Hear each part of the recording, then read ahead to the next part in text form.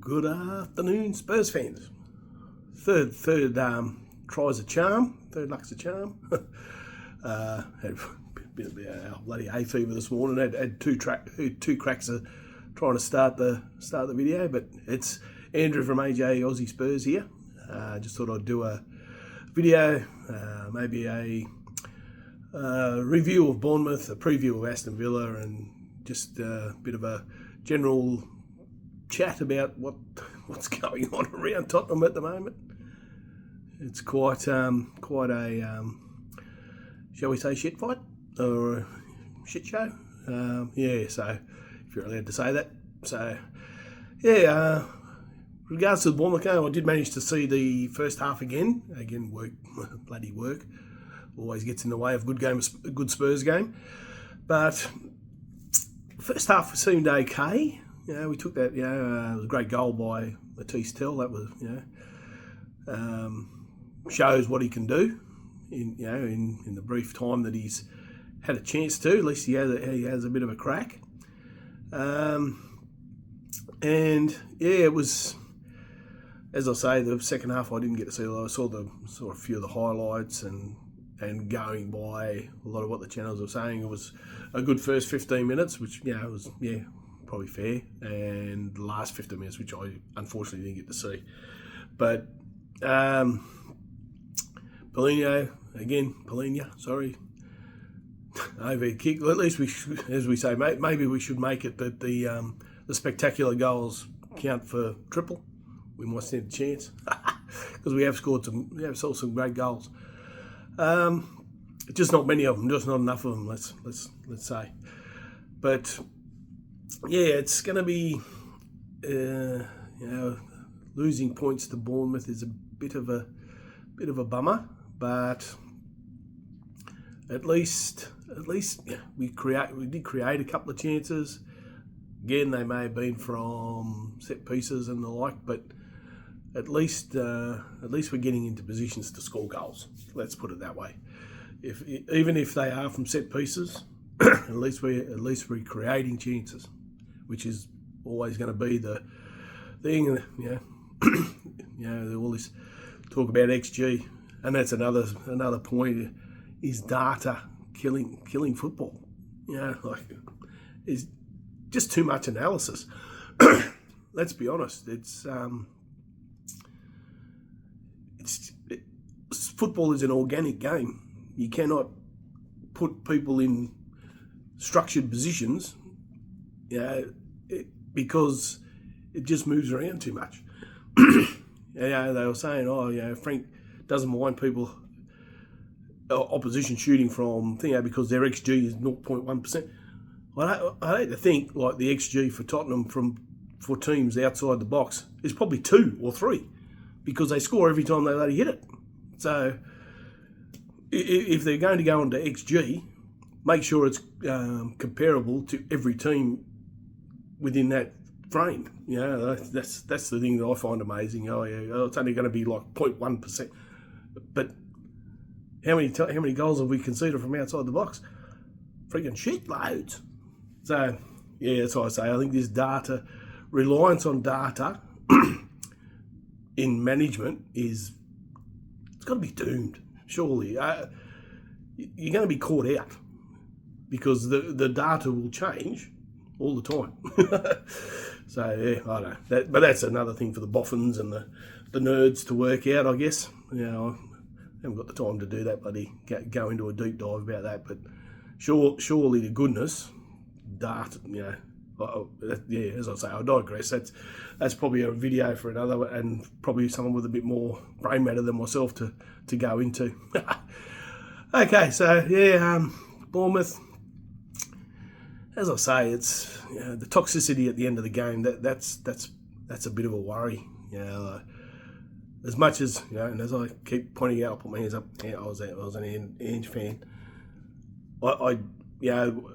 Yes, there was dramas with the fans during Ange's reign. And you can't take anything. Can't say anything to say that there wasn't. But the players, I get the feeling that all is not well in that dressing room. Whereas with Ange, I think all the players were together. it was a tight knit group. I don't know what it is, but maybe they seem to have not be as tight knit as what they were, which makes it difficult.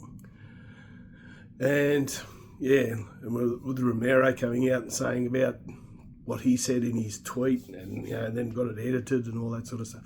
Yeah, I do remember Ange saying something in a press conference very similar about he's the only one defending the club, and he was the only one that would say people were diminishing the cup run, and he was the only one defending it, but no one from the upper echelons was saying anything about it. And I do remember him specifically saying that in a press conference, that surely there should be more than one person sticking up for the club, and there wasn't at that time. So that's quite interesting. So we come to the Aston Villa game. I was just watching a few of the, we are Tottenham TV and all that, watching a few of the channels, and Romero's out. He's been suspended for one game for not getting off the pitch quick enough, which is absolutely ridiculous. It's going to be a tough lineup to predict to start with, because the opportunity for rotation has diminished as well, which is going to be hard, because you're going to have Mickey playing a lot of games after playing midweek, and then he's going to come out and play again this week. And we saw what happened with Bentancur. He's played a lot of games, and now he's got a hamstring injury. You worry about Mickey, because he could be one game away from rupturing it and ripping that too. So I wonder if it would be worthwhile. I know Dragerson hasn't played much, and it is a cup game, it's an important game. Now that I'm saying it and thinking it in my head, it's probably not a good idea at all, but I was going to maybe suggest a back three. And you could have, I know this is really, but you could have Ben Davis. Could you have Dragerson in the middle? Dragerson in the middle and Danso on the right. And then your five, you could have Porro.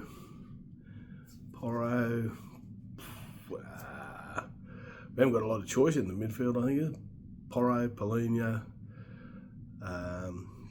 Zavi.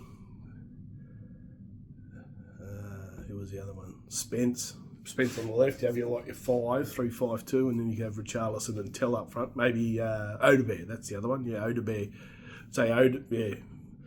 You could have Porro, Odebear, Polino, Gray, and Spence. And then two up front, Richarlison and Tell. Have a 3-5-2, but Drager's not playing many games. Drager's only having 10 minutes is probably not a good option. So probably poor old Mickey's going to have to shoulder the responsibility again and play again with Danso, and have your Porro and Spence at the back. And you could, if you wanted to go, because I believe it is at home. I'm not 100%. I think it is here. Maybe have Odebear, Gray, Polina, Zavi in the midfield, and have a 4-4-2. Richarlison, Tell up front. Be interesting. It's going to be an interesting lineup. I think it starts at 3:45 Brisbane time, so we're getting up to watch that. And it's funny, do we now class this, if we beat Aston Villa, is it a cup set? I watched this morning Wrexham knock out Nottingham Forest on penalties, which was first cup set. Do we class us beating Villa as a cup set? Who would have thought that? Even 12 months ago or 18 months ago, or even probably 6 months ago when Aston Villa were going through their rough trot at the start of the year and we were doing all right. That's the anomaly of football, isn't it? We were doing all right. I think we were third or fourth, first five or six games, and they didn't win for the first 6 games or something. They only had one draw. And I think I said in the video at the time, Aston Villa, they're crap. And it's got a few reactions, but now they've gone undefeated for, I think they had a loss against Arsenal, but 13 games or something, they went undefeated. So do we class this as an upset? It'll be interesting. As I say, it's going to, and it's, it's pretty much I wouldn't say do or die game. It's a game that's got a lot riding on it, because in actual fact it could be our only opportunity to get European football next year, if we're going to be brutally honest. Again, it depends. If we have a good performance in this game, it could be the turning point for the league season. And as I say, we're not too far off fifth spot. I think it was 6 points or something, 6 or 7 points. So yeah, a couple of wins and we could be higher up. And if we do get into European football next year, it will be a miracle. Let's be honest, it will be a miracle. Yeah, it'll be a miracle, especially with the injury toll, and they're not short-term injuries, which is the big worry. Is Kuda's out until May, and they reckon Bentancur's out for a month, and who knows about Bergvall, which is disappointing because he's one of the ones you count on or rely on to get stuck in. Excuse me. So yeah, another thing that's going on is this a few videos about Enic out, and I've sort of put a thing. I'll put a thumbnail up. Hopefully it'll be able to get put up. Can we get an Enic half out? I know it sounds a bit funny and a bit strange, but yeah, again, people with better business acumen than myself, I wonder if there is a possibility where you could just take over the football side of the Enic conglomerate, whatever it is, whatever they have a hold in.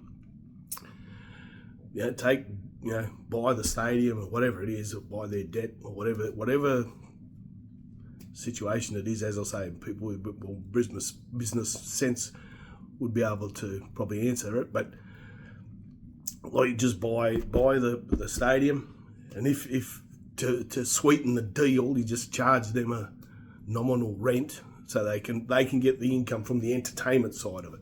We get the income from the people that buy the club, get the income from the football side, and Enic get the income from the entertainment side. It would be interesting to see if that could happen. It would make it more attractive to a investor to not have to stump up double the price. Again, as I say, people with a bit more business sense might be able to answer it. So it's not just get rid of Enic, bang bang bang, because you got to be careful what you wish for. You just never know who will have the take on an ownership of that type of corporation. Whereas if we can get some football people in to take over the football club, it might be a lot better, and a lot more sensible decisions will be made in regards to the football club. And in relation to a video I did the other day about it, the name that I was looking for talking about our identity as a club, it was Mr. Jack Oliver. He was the guy that paid the players out of his own money and got one of the stands built at White Hart Lane. And I was reading an article in again, I'll show you the book that my son got me for my birthday, for Christmas. It goes through all the history of Tottenham in the papers, the headlines, and it's very interesting. Very great book. And yeah, it was Jack Oliver. He's because they talk about winning a cup, and they were hoping that he would got recompense for all the money that he put into the club. So yeah, that was it, Jack Oliver.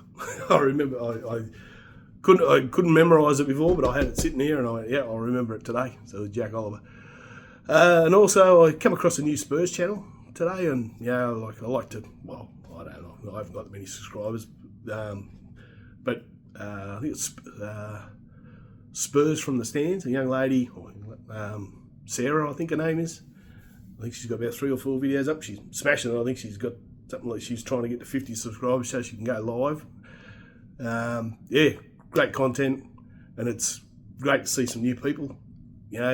Smaller channels getting a bit of traction, and so as I say, I'll probably leave a note in the description, or leave her channel if she is happy for me to do that. But and I'll leave Johnny and Paul in there as well in the description, so you can check out their channels. I know Johnny is very passionate about getting Enic out.